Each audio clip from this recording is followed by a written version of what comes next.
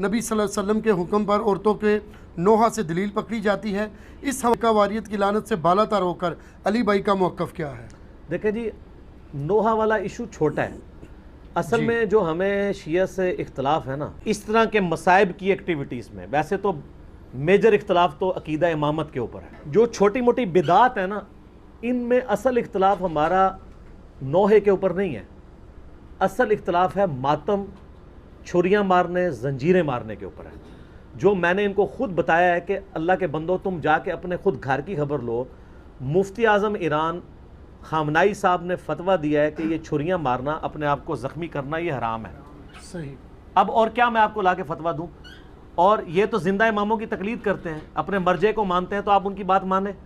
یہاں آپ نے کیا کچھ کیا؟ رہا ان کا یہ کہنا کہ حمزہ ابن عبد المطلب کے لیے نبی علیہ السلام نے نوحہ کروایا تھا، تو ہم کب انکاری ہیں اس کے؟ بالکل کروایا تھا، یہ اس وقت کی بات ہے جب نوحہ ابھی حرام نہیں تھا۔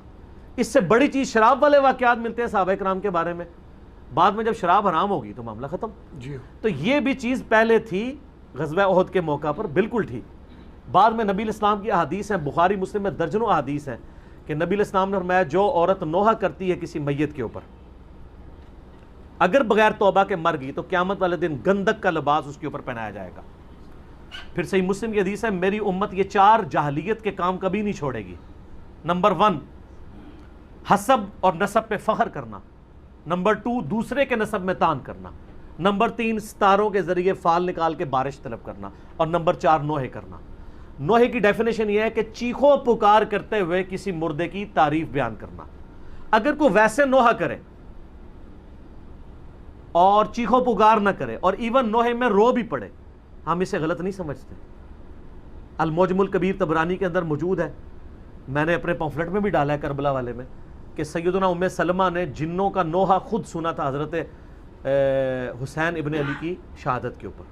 وہ نوحہ یہ نہیں تھا یہ جو جعلی واقعہ، اور یہ نوحے تو ہوتے نہیں، یہ تو استمداد کر رہے ہوتے ہیں، استغاثے پڑھ رہے ہوتے ہیں، اور انہوں نے حضرت حسین کو ایک مظلوم شخصیت کے طور پہ پریزنٹ کیا ہے۔ میں یعنی ماڈرن شیعہ کا سب سے بڑا جرم یہ سمجھتا ہوں، اور یہ میں نہیں کہہ رہا ہوں، سید جواد نقوی صاحب حفظہ اللہ تعالیٰ، خود جو شیعہ کے اس وقت امام ہے پاکستان میں، ان کی ویڈیوز موجود ہیں، انہوں نے کہا کہ مجھے بچپن سے شیعہ خاندان سے جس حسین کا تعارف ہوا وہ تو ایک مظلوم ہے جس کے ساتھ ظلم ہوا ہے، جبکہ کتابوں سے مجھے اس حسین کا تعارف ہوا ہے جس سے زیادہ دلیر شخصی کوئی نہیں ہے۔ بے شک۔ اصل میں حسین ابن علی علامت ہے دلیری کی، مظلومیت کی نہیں، دلیری کی علامت ہے۔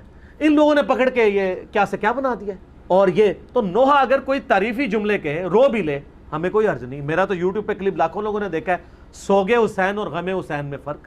ہم کہتے ہیں سوگے حسین نہیں ہے، غم حسین قیامت تک رہے گا۔ میں نے احادیث سے پیش کی ہیں چیزیں، میں آج اس ٹاپک کی طرف نہیں جاتا۔ اصل میں ہمیں اختلاف ہے اس ماتم کے ساتھ، اور یہ جو دلائل پکڑ رہے ہیں اس میں کوئی ماتم نہیں عورتوں نے کیا تھا۔ اور یہ مجھے پتہ ہے ایک شیعہ عالم ہے، میں ذاتی طور پر ان کی بہت قدر کرتا ہوں، شہنشاہ نقوی صاحب حافظہ اللہ تعالیٰ، ٹھیک ہے، یہ حافظہ اللہ آپ کسی کو بھی دعا دے سکتے ہیں۔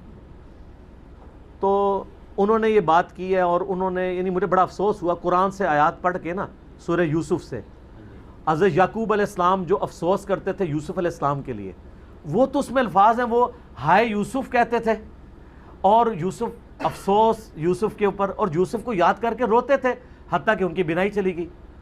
اس کے ساتھ انہوں نے ساتھ خود کہانی جوڑ لی کہ ایک ہاتھ یہاں مارتے تھے ایک یہاں مارتے تھے، تو ہم یہاں مار لیں تو کیا ہے؟ یہ قرآن کی کس آیت میں لکھا ہوا ہے؟ جی یعنی یہ آپ کہانیاں کہانی بند کریں، سورہ یوسف کھول کے خود 80 نمبر آیت سے آن ورڈ پڑھ لیں، پارہ نمبر 12 کے اندر، اور مجھے بتائیں کہ کہاں لکھا ہے کہ وہ ماتم کرتے تھے۔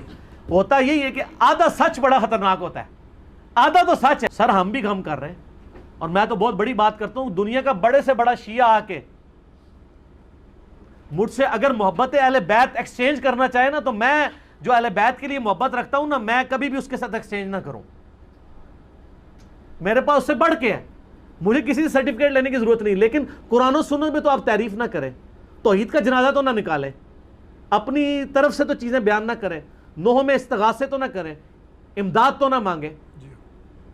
اور وہ اس واقعے سے جو سہارا لیتے ہیں قرآن کھول کے خود پڑھ لیں، کوئی ماتم نہیں اس کے اندر لکھا ہوا، خام خواہ نکالتے ہیں۔ نوحے میں بھی ہمیں صرف اس نوحے سے اختلاف ہے جس میں چیخو پکار کی جائے، آوازیں بلند کی جائے۔ اگر تعریفی کلمات کوئی کہتا ہے حضرت حسین ابن علی پہ مرثیہ پڑھے، نوحہ پڑھے، ہمیں کوئی اعتراض نہیں ہے. ہم نے خود اپنے شعیب بھائی سے یہاں پڑھوایا تھا سید نے کربلا میں وعدے نبھا دیے ہیں. تو یہ تو اہل سنت کے ہاں بھی چل رہا ہوتا ہے, ہمیں تو کوئی اعتراض نہیں ہے اس کے اوپر. لیکن واہ ویلا نہ کریں, چیخو پکار نہ کریں, اور اس میں جھوٹی تعریف نہ کریں, سچی تعریف کریں. جی اور ان سے مدد نہ مانگیں, بلکہ ان کے لیے اللہ کے حضور دعائے رحمت کریں, اور صلوات بر محمد وآل محمد, اللہم صلی علی محمد وعلی آل محمد. اور ہو سکتا ہے کسی سنی کے پیٹ میں درد ہو اور وہ کہے جی یہ آپ کیوں کہہ رہے ہیں میت کے اوپر جو ہے وہ تعریفی کلمات کہے جا سکتے ہیں. تو سر صحیح بخاری اور مسلم دونوں میں موجود ہے. عرض کیا ہے, شیعہ کی اتنی کلاس ہوگی اب تھوڑی سی, سنیوں کی بھی. بخاری اور مسلم دونوں میں موجود ہے. عبداللہ ابن عباس کہتے ہیں کہ عمر ابن خطاب کی میت رکھی ہوئی تھی, اتنے میں ایک شخص آ کے میرے پیچھے کھڑا ہوا اور اس نے اپنی کونی میرے کندھے کے اوپر رکھی, اور سیدنا عمر کی میت کو مخاطب کر کے اس نے کہا رحمک اللہ عمر ابن خطاب, اللہ کی رحمت ہو عمر ابن خطاب پہ. یہ وہ شخص تھا کہ میری خواہش ہے کہ جب میں مر کے اللہ کے حضور جاؤں تو اس کے اعمال کے ساتھ پیش ہوں. اس نے اسلام کی وہ خدمت کی ہے. اور میں نے بارہا رسول اللہ سے سنا تھا صلی اللہ علیہ وآلہ وسلم, میں ابو بکر اور عمر داخل ہوئے, میں ابو بکر اور عمر نکلے, میں ابو بکر اور عمر نے یہ کیا, مجھے امید تھی کہ اے عمر تم اپنے ان دو ساتھیوں کے ساتھ جا کے ملو گے. کون دو ساتھی؟ رسول اللہ صلی اللہ علیہ وآلہ وسلم اور سیدنا ابو بکر رضی اللہ تعالیٰ عنہ وعلیہ السلام. مجھے امید تھی. یہ تعریفی جملے بولے جا رہے ہیں کہ میں تمہارے مال کے ساتھ اللہ کے حضور آنا چاہتا ہوں, اللہ تم پر رحم کرے, تمہارے بارے میں حضور کہا کرتے تھے. یہ سارے تعریفی کلمات ہیں نا, اور میت پہ ہے نا. جی تو عبداللہ ابن عباس کہتے ہیں میں نے یوں مڑ کے دیکھا تو وہ علی ابن ابی طالب تھے جو نوحہ پڑھ رہے تھے. یہ نوحہ کا لفظ میں نے استعمال کیا, تعریفی کلمات میت کے اوپر. ہاں ایگزیجریشن نہ ہو, وہ تو بخاری مسلم میں حدیث ہے کہ لوگ جو ہیں میت پہ نوحے پڑھ رہے ہوتے ہیں اور اس میت کو عذاب ہو رہا ہوتا ہے. کیوں؟ وہ میت اس قابل ہی نہیں ہوتی کہ اس کی وہ تعریف بیان کی جائے. ٹھیک ہے, نبی علیہ السلام کی میت پہ بھی صحیح بخاری میں آتا ہے, حضرت ابوبکر جب حجرہ عائشہ میں داخل ہوئے تو یہاں پہ بوسہ دیا ماتھے پہ اور کہا یا رسول اللہ آپ پہ اللہ دو موتیں جمع نہیں کرے گا, ایک موت آپ کا مقدر تھی وہ آ چکی, اب آپ ہمیشہ کی زندگی میں, آخرت کی زندگی میں. روئے. حضور کی زندگی میں بھی, بعد میں بھی لوگ کہتے تھے میرے ماں باپ کو قربان نبی صلی اللہ علیہ وسلم پہ, تعریفی کلمات کہتے تھے, ایسے ایسے الفاظ استعمال کرتے تھے. لہٰذا جس چیز سے ہمیں اختلاف ہے وہ یہ ہے. اور میں سوگ حسین کے اوپر بھی تھوڑا سا عرض کر دوں. اس میں دیکھیں سوگ تو 3 دن ہے, بخاری مسلم میں حدیث ہے جو عورت اللہ اور یوم آخرت پہ ایمان رکھتی ہے اس کے لیے جائز نہیں کہ وہ 3 دن سے زیادہ سوگ کرے سوائے اپنے خاوند کے مرنے پہ, وہ بھی 4 مہینہ 10 دن. غم حسین الگ چیز ہے. جی غم حسین تو سنت ہے. اس کی مثال صحیح بخاری سے لیں, حمزہ ابن عبد المطلب کو قتل کس نے کیا تھا؟ واشی نے. فتح مکہ پہ واشی کو پیش کیا گیا کہ اس کی توبہ قبول کریں. نبی علیہ السلام نے بلا کے پوچھا واشی یا رسول اللہ, قاتل حمزہ یا رسول اللہ, واشی تیرا اسلام قبول ہے لیکن کیا تو ایسا کر سکتا ہے کہ مجھے اپنی شکل نہ دکھا, مجھے اپنا چچا یاد آتا ہے. کسی نے نہیں کہا یا رسول اللہ سوگ تو 3 دن ہوتا ہے, چچا کو مرے ہوئے 5 سال ہو چکے ہیں. جی غزوہ احد 3 ہجری میں, فتح مکہ 8 ہجری میں. آپ 5 سال تک حمزہ کو نہیں بھولے. حمزہ کو کیسے بھول سکتے تھے؟ حمزہ بھائی بھی تھا حضور کا, دودھ پیتا, چچا بھی تھا. اور میں آج آپ کو ایک بڑی پوائنٹ کی بات کروں, اگر حضور کی وفات کے وقت حضرت حمزہ ابن عبد المطلب زندہ ہوتے, خلیفہ اول انہوں نے بننا تھا. اس کی دلیل لے لیں, بخاری اور مسلم کی احادیث کھول کے دیکھیں. غزوہ بدر میں مسلمانوں کی فوج کا سپہ سالار کون تھا؟ حمزہ. نہ ابو بکر, نہ عمر, نہ عثمان, نہ علی. اور غزوہ احد میں سیدنا حمزہ. ٹھیک ہے, تو نبی علیہ السلام کو اسی لیے ان لوگوں کی قربانیوں کا یعنی دل میں تھا غم کہ انہوں نے قربانیاں دی ہیں. اسی لیے بخاری مسلم میں آتا ہے نا, اپنی وفات سے 1 مہینہ پہلے آپ نے شہداء احد پہ دوبارہ نماز جنازہ پڑھی, 1 مہینہ پہلے اپنی وفات سے. اور آپ نے وہاں صحابہ کو خطبہ دیا, آپ نے فرمایا کہ میں تمہارا پیش رو ہوں, میرا ممبر اس وقت حوض کوثر پہ لگا ہوا ہے, دیکھنا مجھے اپنے بعد تم سے یہ خطرہ نہیں ہے کہ تم میرے بعد دوبارہ سے بت پرستی شروع کر دو, لیکن مجھے یہ ڈر ہے کہ دنیا کے خزانے تمہارے پہ کھول دیے جائیں گے, پھر تم دنیا کی محبت میں ایک دوسرے سے قتل و غارت میں مبتلا ہو کر تباہ و برباد ہو جاؤ گے جس طرح اگلے لوگ ہو گئے. کیونکہ حضور نے بتایا کہ یہاں پہ وہ لوگ دفن ہیں جن کی قربانیوں کا پھل تم کھاؤ گے. یار حمزہ نے تو پھل نہیں کھایا نا رومن اور پرشین امپائر کا. سیدنا یاسر اور سیدہ سمیہ نے تو پھل نہیں چکھا نا. انہوں نے تو اسلام میں مشکل وقت گزار کے تو تکلیفیں سہ کے دنیا سے چلے گئے نا. پھل تو بعد والے لوگوں نے چکھے ہیں نا. تو حضور نے اس لیے قبرستان میں خطبہ دیا تھا, دیکھنا میرے بعد ایسے معاملات ہو جائیں گے. تو وہ بخاری کی حدیث میں آتا ہے کہ آپ نے فرمایا مجھے اپنی شکل نہیں دکھانی. پوری زندگی وحشی حضور کے سامنے نہیں آیا. پھر اللہ نے اس پہ کرم کیا کہ جب مسیلمہ کذاب نے دعویٰ نبوت کیا تو اس کا قتل بھی وحشی کے ہاتھوں ہوا. تو وہ کہا کرتے تھے کہ میں نے اسلام کے بہترین شخص کو قتل کیا, بہت بڑا جرم تھا. اللہ نے کمپنسیشن میری کر دی کہ میں نے اسلام کے بدترین دشمن کو بھی میں نے قتل کیا ہے, مسیلمہ کذاب کو, جس نے جھوٹے دعویٰ نبوت کیا تھا. نبی علیہ السلام حریص علیکم بالمؤمنین رؤوف الرحیم ہے. اس کے باوجود کہہ رہے ہیں واشی مجھے شکل نہیں دکھانی. اچھا مجھے بتائیں, انسان کو اپنے چچا سے زیادہ محبت ہوتی ہے یا اپنی اولاد سے؟ چچا کے قاتلوں کی شکل حضور دیکھنا نہ چاہیں, اور حضور کی اولاد کو جنہوں نے قتل کیا ہے ان کے آپ قصیدے پڑھتے ہیں؟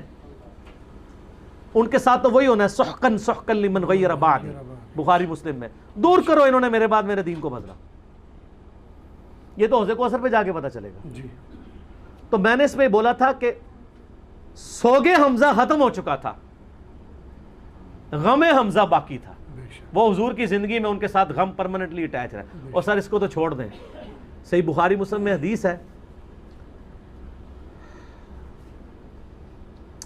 سیدہ عائشہ کہتی ہیں کہ میں حضور کی بیویوں میں سب سے زیادہ جس سے رشک حسد کرتی تھی نا وہ ختیجہ تھی. حضور علیہ السلام جب بھی کوئی بکری بھی ذبح کرتے تو حضرت ختیجہ کی سہیلیوں کو بھجوایا کرتے تھے ان کی وفات کے بعد. تو میں کہا کرتی تھی یا رسول اللہ جیسی ختیجہ جیسی کوئی عورت ہی نہیں ہے. آپ فرمایا اس نے میرا اس وقت ساتھ دیا جب میرے ساتھ کوئی نہیں تھا, اپنے مال کے ذریعے, اپنی قربانیوں کے ذریعے. تو سر غم تو کبھی نہیں ختم ہو سکتا. آپ غم حسین کو ختم کرنا چاہتے ہیں, کر کے بتائیں. جناب 900 سال تک ممبر آپ کے قبضے میں رہے ہیں, تینوں براعظم آپ کے قبضے میں رہے ہیں, لیکن آپ آل امیہ اور آل عباس کی بدماشیوں کو چھپا نہیں سکے. آج ہر طرف حسین حسین ہی ہے الحمدللہ, اور دن بہ دن بڑھ رہی ہے. ہماری ویڈیو سے پہلے کیا حال تھا, اب تو سب لوگ کانفیڈنس لوز کر چکے ہیں. اب تو وہ کہہ رہے ہیں خدا کے لیے یزید سے ہمیں لانتیں کروا لیں, یزید کے ابا جی کو چھوڑ دیں. اب ہاتھ پاؤں پکڑنے پہ آ گئے ہیں. اب یزید تو ڈسکس ہونا ہی بند ہو گیا, کیونکہ ہم نے بتایا کہ اصل بندہ کون ہے, اصل مسئلہ کیا ہے, ٹوٹی کمند کہاں. تو غم حسین باقی ہے. مسند احمد میں حدیث ہے, غم حسین حضور نے زندگی میں بھی کیا ہے. مولا علی جو ہیں وہ جنگ نہروان کے لیے جا رہے ہوتے ہیں, نینوا نامی جگہ پہ, صحیح حدیث ہے مسند احمد کی. تو آپ نا وہاں کہتے ہیں اصبر یا ابا عبداللہ, اے ابو عبداللہ صبر کرنا. تو ساتھی پوچھتا ہے کہ حضرت علی آپ کس سے باتیں کر رہے ہیں؟ تو حضرت علی حضرت حسین سے باتیں کر رہے ہوتے ہیں, حالانکہ حسین ساتھ نہیں تھے, لیکن ایک نعرے کے طور پہ کہ میرے بچے صبر کرنا. تو انہوں نے کہا کہ مجھے یہاں پہ حضور کی ایک حدیث یاد آئی ہے, کیونکہ اسی جگہ کے بارے میں نبی علیہ السلام نے مجھے بتایا تھا. ایک دن میں آپ کے گھر داخل ہوا, حسین ابن علی کو گود میں اٹھایا ہوا ہے, چھوٹا سا بچہ ہے 3-4 سال کا, آپ رو رہے ہیں. میں نے پوچھا یا رسول اللہ آپ کو کس نے غمگین کیا؟ تو فرمایا ابھی جبرائیل علیہ السلام میرے پاس آئے تھے, انہوں نے مجھے بتایا کہ آپ کی امت حسین کو قتل کر دے گی فرات کے کنارے, اور میری خواہش پہ جبرائیل نے یوں ہاتھ مار کے مجھے کربلا کی سرخ مٹی بھی دکھائی, جس کی وجہ سے میں غمزدہ ہو گیا اور میرے آنسو نکل آئے. ابھی واقعہ ہوا نہیں ہے, واقعہ ہونا ہے 50 سال بعد. غم حسین پہلے ہے, اور واقعے کے وقت کیا ہوا ہے وہ بھی مسند احمد میں متواتر حدیث ہے. ابن عباس کے 8 شاگردوں نے یہ روایت کی ہے. شیخ البانی, شیخ زبیلی صحیح دونوں نے صحیح کہا ہے, اہل حدیث بھی صحیح مان رہے ہیں. اور یہ وہ حدیث ہے جس کی وجہ سے میں نے یہ فکر حسین اور غدیر خم کے اوپر آواز بلند کی. وہ حدیث کیا ہے؟ مسند احمد میں ہی ہے. عبداللہ ابن عباس کہتے ہیں کہ ایک دوپہر میں نے خواب دیکھا کہ نبی علیہ السلام پرانگدہ حالت, بال بکھرے ہوئے, اور کپڑے بھی آپ کے گرد آلود ہیں, جیسے مشقت کے آثار ہیں. آپ کے ہاتھ میں خون کی ایک شیشی ہے. تو میں نے کہا یا رسول اللہ میرے ماں باپ آپ پہ قربان, آپ کی کیا حالت ہے؟ تو آپ نے فرمایا کہ میں صبح سے حسین اور اس کے ساتھیوں کا خون جمع کر رہا ہوں. یہ ایک تمثیل آپ علیہ السلام کو دکھائی گئی, یہ نہیں تھا کہ آپ وہاں فزیکلی موجود تھے, ایک تمثیلاً دکھایا. تو کہتے ہیں میں گھبرا کے اٹھا. ابن عباس کہتے ہیں میں نے وہ دن اور تاریخ یاد رکھی، اور بعد میں ظاہر اس وہ انٹرنیٹ نہیں تھا، ٹیلی فون نہیں تھے، کئی ہفتوں بعد خبر آئی کہ اسی دن یعنی 10 محرم 61 ہجری کو حسین ابن علی کو مظلومانہ شہید کیا گیا ان کے ساتھیوں کے ساتھ۔